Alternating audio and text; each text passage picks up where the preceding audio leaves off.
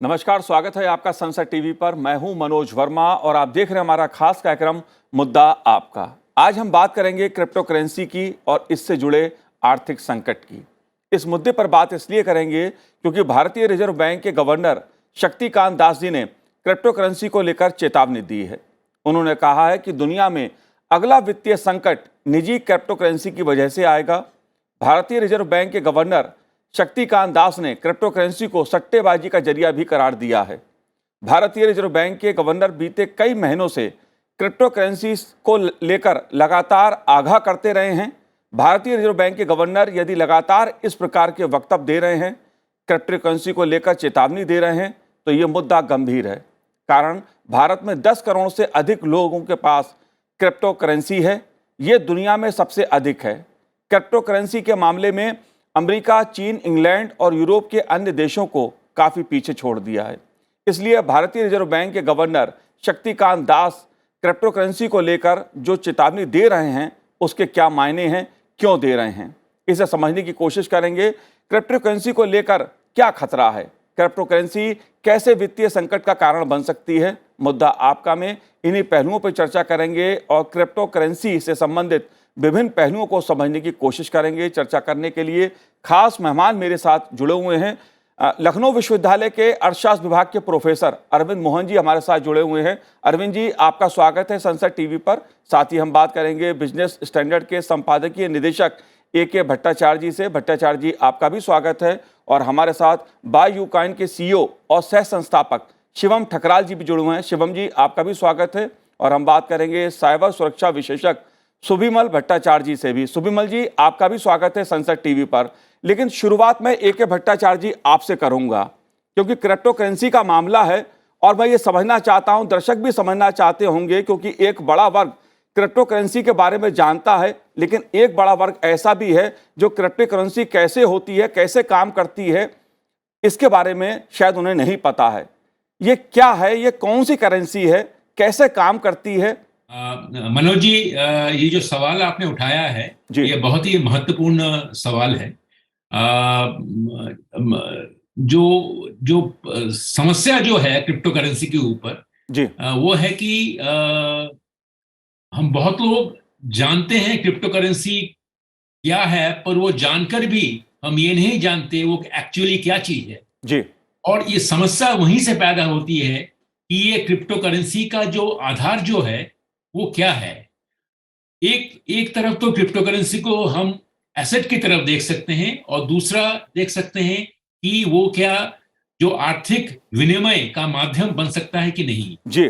अगर आप दोनों चीजों में देखेंगे, मेरा मानना यह है कि रिलायबिलिटी और ट्रांसपेरेंसी और रेगुलेशन, इन तीनों चीजों से अगर आप सवाल करें तो क्रिप्टो करेंसी का जो जवाब जो आता है वो नेगेटिव आता है जी। और इसी कारण मैं मानता हूं कि रिजर्व बैंक ऑफ इंडिया के गवर्नर पिछले हफ्ते ही नहीं, ये 2-3 दिन पहले ही नहीं, उससे पहले भी सरकार के एक डिजायर थी कि क्रिप्टो करेंसी में वो कानून लाए, कुछ करें। उसके बावजूद रिजर्व बैंक ऑफ इंडिया के गवर्नर साहब ने एक पूरी तरह से एक ऐलान किया कि ये क्रिप्टो करेंसी को जरा संभाल के करना है, क्योंकि क्रिप्टो करेंसी के अंदर जो टेक्नोलॉजी जो है जी, वो मैं ये नहीं कहता कि टेक्नोलॉजी जो है उसका इस्तेमाल नहीं होना चाहिए, पर उस टेक्नोलॉजी का, ब्लॉकचेन टेक्नोलॉजी का इस्तेमाल एक करेंसी का एक तैयार करना, करेंसी के ट्रांजैक्शन करना और उस करेंसी को एसेट क्लास बना देना,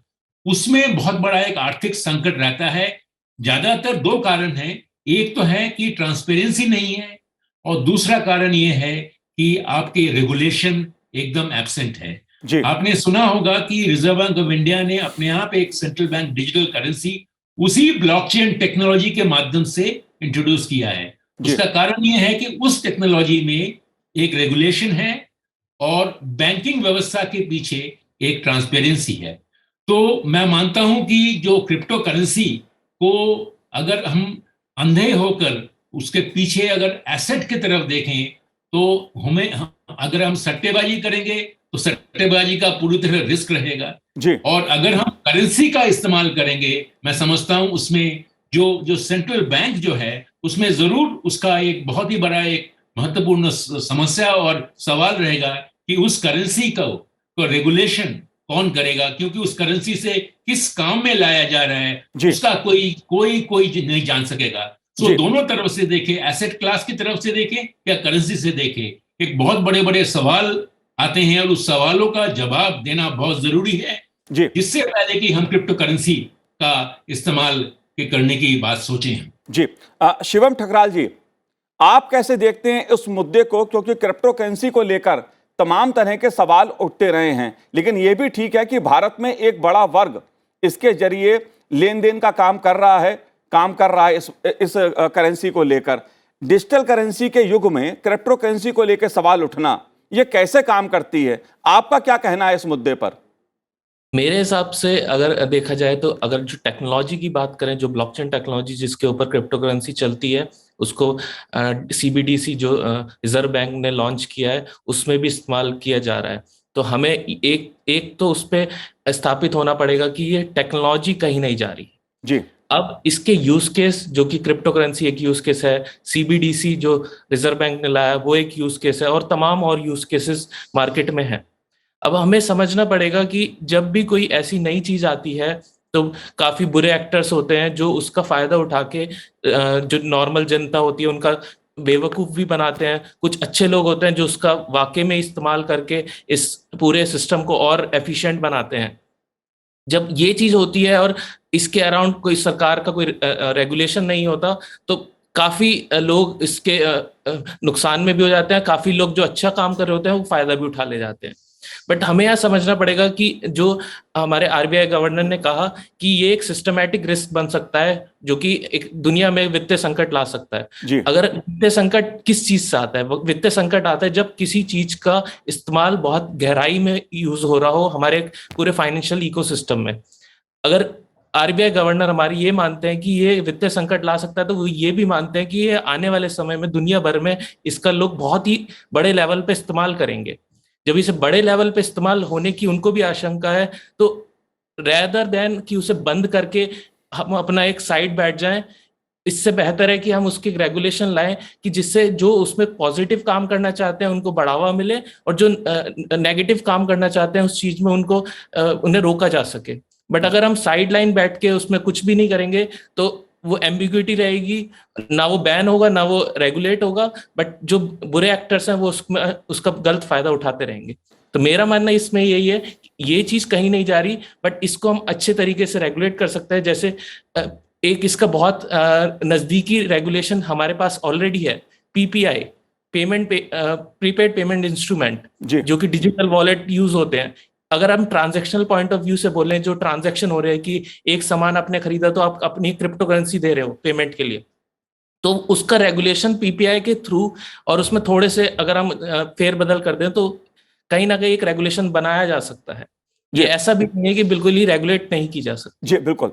लेकिन अरविंद मोहन जी, मैं आपसे ये बात जानना चाहता हूं कि अगर भारतीय रिजर्व बैंक के गवर्नर शक्तिकांत दास जी ये बात कह रहे हैं कि क्रिप्टो करेंसी के कारण दुनिया में अगला वित्तीय संकट आ सकता है, अगर भारतीय रिजर्व बैंक के गवर्नर शक्तिकांत दास जी ये कह रहे हैं कि क्रिप्टो करेंसी को सट्टेबाजी का जरिया बना दिया गया है और इससे सावधान रहने की जरूरत है, तो ये कितनी सुरक्षित है, कितना सेफ है ये करेंसी?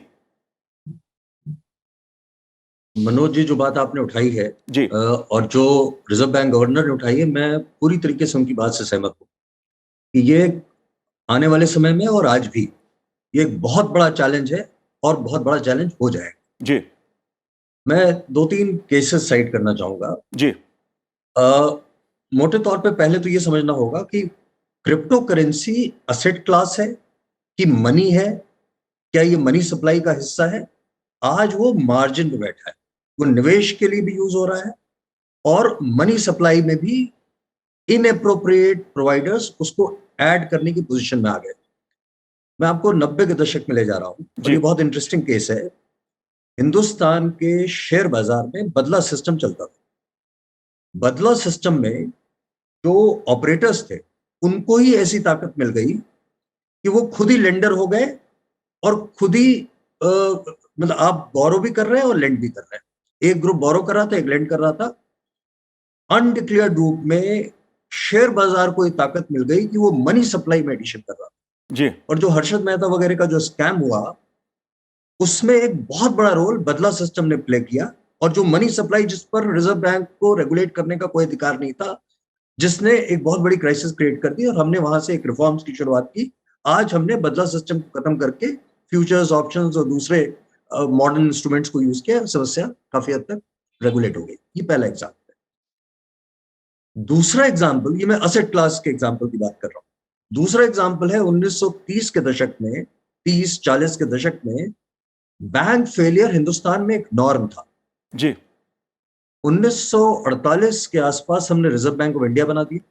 1956 में हमने इंपीरियल बैंक को नेशनलाइज करके स्टेट बैंक ऑफ इंडिया बना दिया। एडवांटेज क्या हुआ? पहला एडवांटेज हुआ कि मनी फ्लो को, कैपिटल फ्लो को एक रेगुलेटर मिल गया। कुछ हम नियम ला पाए, एक रेगुलेटर मिल गया, lender of immediate resort create हो गया, और लेंडर ऑफ लास्ट रिजॉर्ट और लेंडर ऑफ इमीडिएट रिजॉर्ट हमने क्रिएट कर दिया। उसके बाद से आपने हिंदुस्तान में बैंक फेलियर्स नहीं देखे। जी। यही समस्या यहां पर भी आ रही है, और आज जो सारी दुनिया में एक बहुत बड़ी समस्या है कि ग्लोबल कैपिटल दुनिया में सबसे बड़ा एनर्जी पुंज है, लेकिन दो धारी तलवार है। इसमें क्रिएट करने की एक्सेप्शनल क्षमता जो किसी भी दूसरे सोर्स में नहीं है जी। और डिस्ट्रॉय करने की भी सबसे बड़ी समस्या है।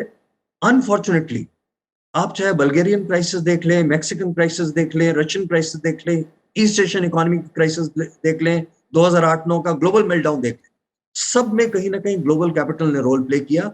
उसका कारण यही है कि इंटरनेशनल लेवल पर हमारे पास कोई रेगुलेटर नहीं है, कोई लेंडर ऑफ लास्ट रिजॉर्ट नहीं है, और कोई लेंडर ऑफ इमीडिएट रिजॉर्ट नहीं है। ये कुछ बेसिक सुविधाएं हैं जिनके बिना हमेशा, जब भी आप अनडिक्लेयर्ड, इनएप्रोप्रिएट, हर आदमी आज की तारीख में क्रिप्टो करेंसी क्रिएट करने की पोजीशन में है। वो उस मनी सप्लाई का, उस एसेट इन्वेस्टमेंट का, और जो बात गवर्नर साहब ने कही कि कहीं ना कहीं ये सिस्टम को भी चैलेंज कर रहा है। क्रिप्टो करेंसी क्रिएट करने का one of the major objective निश्चित तौर पे था कि जो एस्टैब्लिश्ड नॉर्म्स है हम उससे हटना चाह रहे हैं बिना किसी ऑल्टरनेट रेगुलेटरी मैकेनिज्म के। ये सारे जो पास्ट अनुभव है, चाहे वो ग्लोबल कैपिटल की वजह से क्राइसिस होती रही हो, या जो हिंदुस्तान के मैंने एग्जांपल दिए, इस सब के चलते कोई भी अनरेगुलेटेड सिस्टम, जहां सिस्टम के बाहर से मनी सप्लाई, देखिए, हमेशा सॉवरेन के राइट का हिस्सा है। ये जो सॉवरेन है उसकी एक responsibility central bank, reserve bank जैसे संस्थाओं को हमने दे दी। मॉनेटरी बिल्कुल राइट है, आप पे नहीं दिया जा सकता, और अगर हम ये देने की कोशिश करेंगे तो आज भी आने वाले समय में समस्याएं होंगी जिसको हम कंट्रोल नहीं कर पाएंगे। बिल्कुल बिल्कुल बिल्कुल कंट्रोल की जरूरत है। प्राइवेट प्लेयर्स को आपको बिल्कुल रोकना पड़ेगा। It has to be declared illegal. Subimal Bhattacharya ji, आप साइबर सुरक्षा विशेषज्ञ हैं, और इस क्रिप्टो करेंसी की जब हम बात कर रहे हैं तो उसमें टेक्नोलॉजी इन्वॉल्व है। सवाल पारदर्शिता का है, मुद्दा जवाबदेही का है कि क्रिप्टो करेंसी लोग उस पर कारोबार कर तो रहे हैं, लेन देन कर तो रहे हैं, सिस्टम से बाहर से खेल रहे हैं लोग।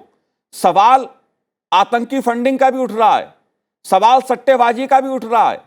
आप कैसे देखते हैं? देखिए, क्रिप्टो क्लास जो है उसको अब ए.के. भट्टाचार्य साहब ने एसेट और करेंसी की बात कही है, तो अगर आप क्रिप्टो एसेट्स या क्रिप्टो करेंसी को देखें तो ये मैक्रो इकोनॉमिक स्टेबिलिटी और मनी लॉन्ड्रिंग, ये दोनों पहलू में इनका काफी प्रभाव रहता है। और ये मैं समझता हूं कि पिछले 2-3 साल से जो हमारे रिजर्व बैंक ऑफ इंडिया इसके ऊपर अपने आशंकाएं प्रकाश कर रहा है, और जो पिछले घटना हुई यूएस में FTX की कोलैप्स, और इसमें देखा गया कि किस तरीका से आपकी एक मेलेफिसेंस की इन्वॉल्वमेंट थे, जो फाउंडर सैम बैंकमैन फ्राइड किया, आज इनको अरेस्ट किया गया यूएस में।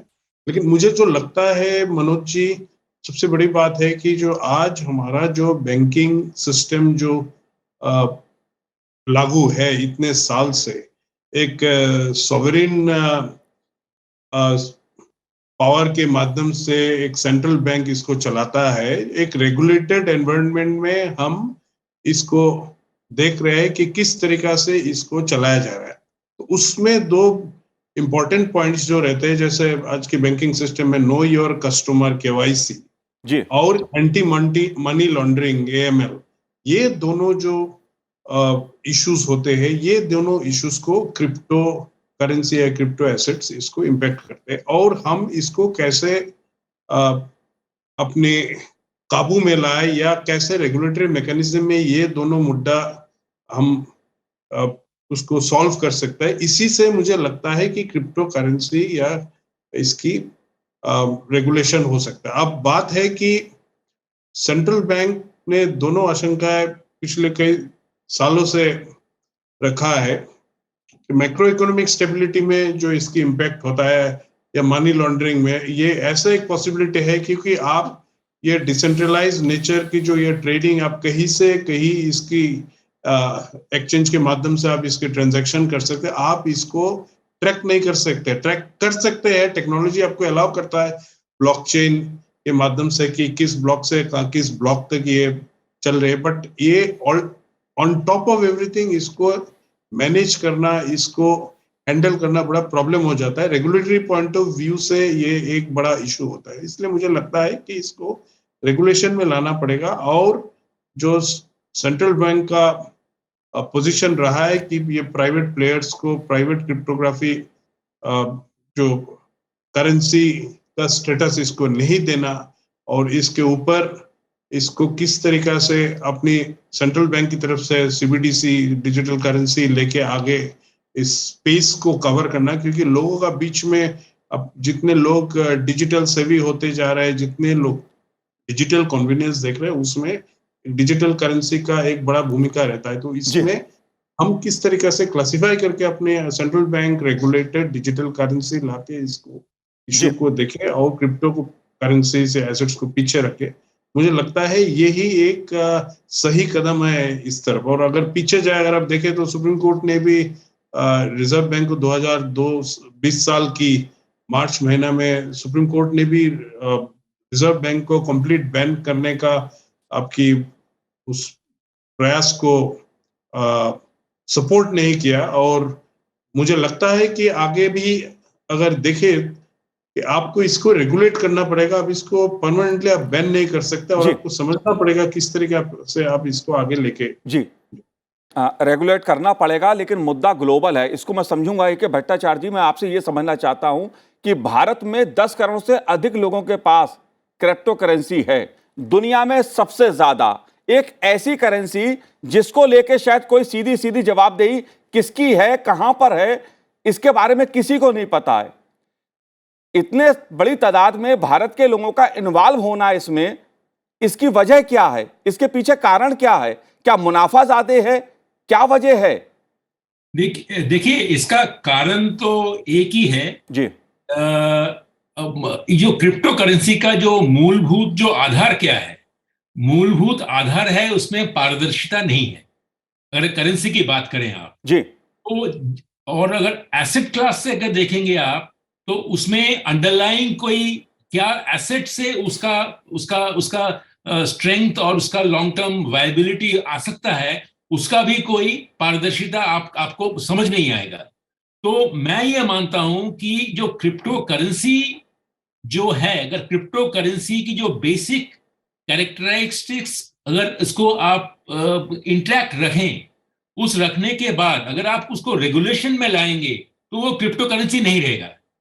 क्रिप्टो करेंसी का जो एल्योरमेंट जो है, जो अपील जो है, वो अपील इसीलिए है क्योंकि उसमें पारदर्शिता नहीं है जी। और दूसरी बात ये है कि जो एक सट्टेबाजी का एक बहुत ही बड़ा एक ऊंचा निदर्शन है ये। तो मैं जरूर इसमें मेरे जो पैनलिस्ट जो हैं, को पैनलिस्ट जिन्होंने कहा कि रेगुलेशन की जरूरत है, मैं पूरी तरह से मानता हूं। पर अगर रेगुलेशन इसके ऊपर लाएंगे, अगर पारदर्शिता का अगर जो आपके जो कंडीशंस जो हैं उसके ऊपर इम्पोज करेंगे, तो ये क्रिप्टो करेंसी नहीं रहेगा, मैं मानता हूं। पर मैं ये भी मानता हूं कि जैसे ठुकराल साहब ने कहा कि ये जो ब्लॉकचेन टेक्नोलॉजी जो है, इसके काफी अलग फायदे होते हैं। आपको मालूम होगा कि जो सेंट्रल बैंक की डिजिटल करेंसी है वो भी ब्लॉकचेन टेक्नोलॉजी के ऊपर निर्भरशील है जी। तो अगर आपका जो सवाल जो था कि हमारे देश में जो नौजवान जो लोग वो क्यों इतने इसके पीछे, क्रिप्टो करेंसी के पीछे पड़े हैं, इसका एक कारण ये हो सकता है कि उनको एक ऐसे माहौल में उनको लगा कि एक अच्छे नफा, जिसे कहते हैं नफाखोरी जिसे कहते हैं, वो जल्दी में नफा बनाने की एक ग्रीड होती है, उन्होंने उसको ले लिया है। मैं समझता हूं इसके ऊपर एक बहुत बड़ा एक एजुकेशनल कैंपेन और अवेयरनेस होनी चाहिए, क्योंकि इसके रिस्क बहुत ज्यादा भी हैं और इसमें कोई रेगुलेशन नहीं है, इसमें पारदर्शिता नहीं है। तो इसलिए, क्योंकि आप कह रहे हैं कि 10 करोड़ के लोग, जो भी एक डेटा है, 10 करोड़ को जो लोग इसके ऊपर इन्वेस्टमेंट है इनका, तो इनके लिए एक बहुत बड़ा एक एजुकेशनल कैंपेन की जरूरत है, जिससे ये लोगों को मालूम पड़े कि ये एक बहुत बड़ा एक रिस्की वेंचर है, जहां पे आप जान भी नहीं पाएंगे किस लिए आपका जो 100 रुपए का एक जो वैल्यू है वो 1 रुपए में आ गया है, या 10 रुपए की वैल्यू आपके 5,000 रुपए हो गई। वैल्यूएशन का भी एजुकेशनल अवेयरनेस बहुत सख्त जरूरत है इसमें। अगर आप इसको रेगुलेशन में लाएंगे तो क्रिप्टो करेंसी नहीं रहेगा। जी बिल्कुल। शिवम जी, आप बताएंगे मुझे इस मुद्दे पर कि वित्तीय स्थिरता के लिए क्रिप्टो करेंसी बेहद खतरनाक मानी जा रही है, लेकिन क्रिप्टो करेंसी के वैल्यूएशन का भी कोई आधार नहीं है, फिर भी इसमें इतनी इन्वॉल्वमेंट लोगों की, खास तौर से नौजवान पीढ़ी की, इसकी वजह क्या है? आप कैसे देखते हैं इस मुद्दे को?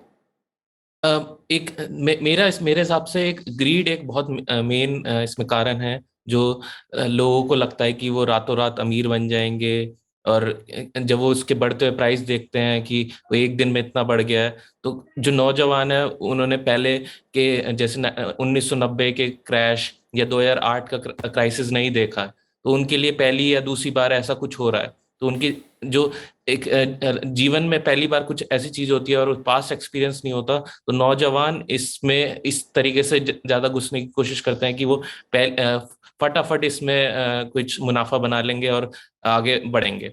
बट ऐसा होता नहीं है, उन्हें वो घुस तो जाते हैं बट उन्हें निकलने का नहीं पता होता, वो नुकसान काफी कर जाते हैं अपना। बट मेरे हिसाब से अगर आरबीआई को, क्योंकि हर देश का एक अपना रिस्क मिटिगेशन सिस्टम होता है और हर देश की कैपेसिटी होती है वो कितना रिस्क ले सकती है। जैसे यूएस में काफी सारे इंस्ट्रूमेंट हैं जो कि सिर्फ एक मतलब जिन पे कुछ ज्यादा अमाउंट का पैसा है, एक लिमिट से ऊपर पैसा है, उनको ये अलाउ करती है वहां की सरकार कि आप ही इस चीज में इन्वेस्ट कर सकते हैं, ट्रेड कर सकते हैं।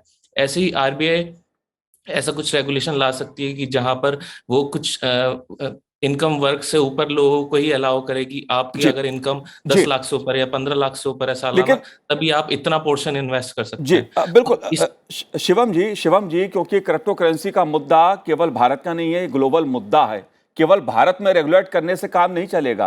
अरविंद मोहन जी, क्योंकि बार बार क्रिप्टो करेंसी को रेगुलेट करने की बात कही जाती है, इस मुद्दे को आप कैसे देखते हैं? भारत सरकार ने कुछ कदम भी उठाए थे टैक्स के रूप में, आप कैसे देखते हैं इन दोनों पहलुओं को? क्योंकि रेगुलेट करने की बात बार बार होती है, लेकिन ये केवल भारत के स्तर पे नहीं हो पाएगा क्योंकि वैश्विक मुद्दा है। मैं सिर्फ 2 बातें कहना चाह रहा हूं जी। और सबसे पहले तो मैं भट्टाचार्य साहब की बात को ही आगे बढ़ा रहा हूं। 2008-9 में जब अमेरिका यूरोप में क्राइसिस हुई और फिर वैश्विक मंदी आ गई, उस क्राइसिस में सब प्राइम लेंडिंग की शुरुआत हुई। बड़े दुनिया के 20 सबसे बड़े जो फाइनेंशियल इंस्टीट्यूशंस थे, ये सब प्राइम लेंडिंग में इंडल्ज किया इन्होंने, और फिर वहां रिस्क मिटिगेशन के लिए इन्होंने स्पेशल पर्पस व्हीकल क्रिएट की, और स्पेशल पर्पस व्हीकल उसी के आधार पर कॉमर्शियल पेपर जारी कर दिए। जो $1 का कॉमर्शियल पेपर था, कुछ ही समय में वो $50 $100 बिकने लगा। ह्यूज लोगों ने बहुत पैसा बनाया और ये नई रेसिपी जैसी बन गई फाइनेंशियल इंडस्ट्री में जी। लेकिन वहां समस्या क्या थी? उसके पीछे जो आधार था वो सब प्राइम, इनएप्रोप्रिएट लेंडिंग को आधार बना करके आपने मल्टीपल टाइम उसकी एसेट वैल्यू ऐड कर दी, बहुत सारी चीजों को इस्तेमाल करते हुए। और फिर हमने देखा कि 2002 में इस पूरी लेंडिंग का जो पार्ट था वो $20 बिलियन था। 2006 में ये बढ़कर के $600 बिलियन हो गया, और 2008 के मिड तक पहुंचते पहुंचते $70 ट्रिलियन की लेंडिंग हो गई थी, जिसने सारी दुनिया की अर्थव्यवस्था को तबाह कर दिया। वहां पर आधार था सब प्राइम, कुछ कोलेट्रल थे आपके पास, कुछ था। यहां आपके पास कुछ भी नहीं, कोई आधार नहीं है, उसके ऊपर आप एक पहाड़ खड़ा कर रहे हैं ये कहाँ दुनिया को लेके जाएगा भगवान ही जानता है।